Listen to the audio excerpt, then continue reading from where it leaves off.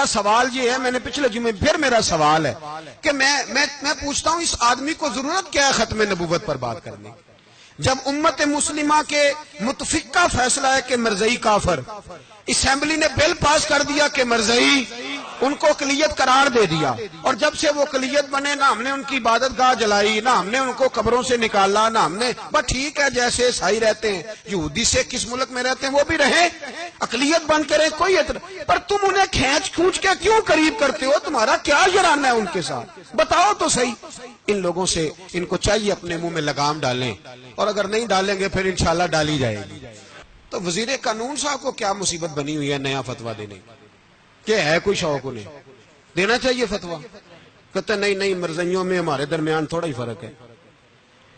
مجھے یوں لگتا ہے کہ یہ جان بوجھ کر کوئی نہ کوئی ایسی شرارت کرتے ہیں جس سے لوگ اشتعال میں رہیں، جان بوجھ۔ حلم، حوصلہ، صبر ذات کے بارے میں تو ہے، لیکن اگر کوئی رسول پاک کی بے ادبی کرے تو پھر حوصلے کی بات تو ہے ہی نہیں، پھر تو جہاد کی بات ہے۔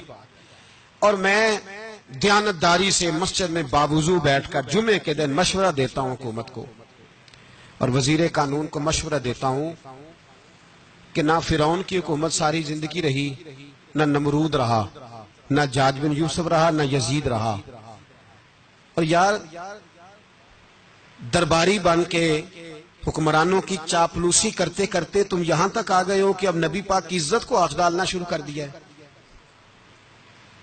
اور آپ یقین کریں سیاسی جماعتوں کا اتنا برا حال ہے کہ ان کے لیڈر کے بارے میں کوئی بات کرے تو پاگل ہو جاتے ہیں یہ احتجاج کر کر کے، اور اس نے ڈائریکٹ کہہ دیا کہ ختم نبوت کا مسئلہ ہی کوئی نہیں، جو دین کی بنیاد ہے، کسی کو پرواہ نہیں۔ مجھے تو ان لوگوں کی فکر ہو رہی ہے جن لوگوں نے انہیں ووٹ دیے ہیں، وہ اللہ کو کیا جواب دیں گے۔ اور یہ اللہ ماشاءاللہ ساری سیاسی جماعتیں اس طرح کی۔ اور میرا وزیر قانون صاحب کو بھی مشورہ ہے کہ زندگی بڑی تھوڑی ہے، بڑی تھوڑی، اللہ سب کو معاف کرتا ہے، اپنے رسول کے غداروں کو معاف نہیں کرتا۔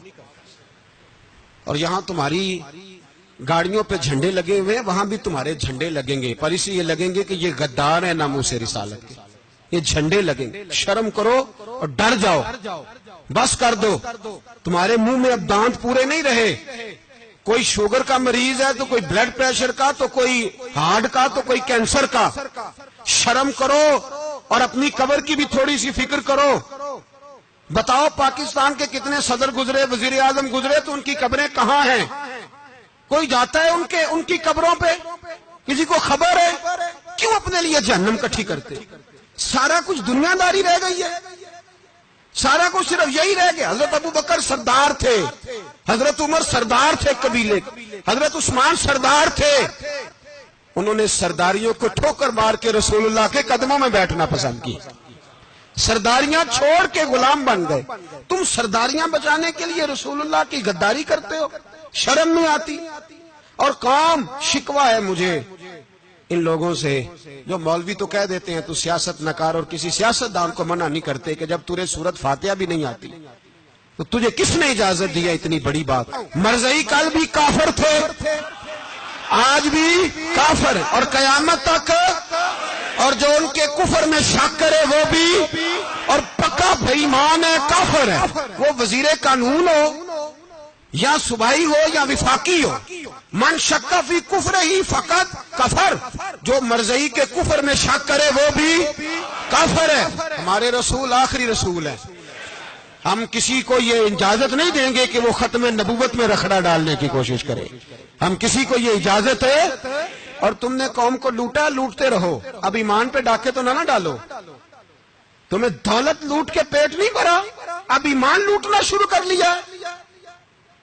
تمہارا فیکٹریاں لوٹ کر، قومی خزانہ لوٹ کر پیٹ نہیں بھرا، بھائی مانو اب دین بیچ کر اپنی حکومتیں پکی کرو گے۔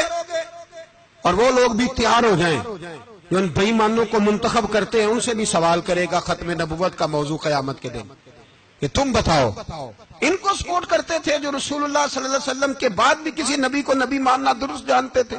مان تاثیر جب مرا تھا نا تو 5-5 لاکھ روپیہ مولویوں کو آفر کی جنازہ پڑھاؤ، 5-5 لاکھ روپیہ چھوٹے چھوٹے مولویوں کو۔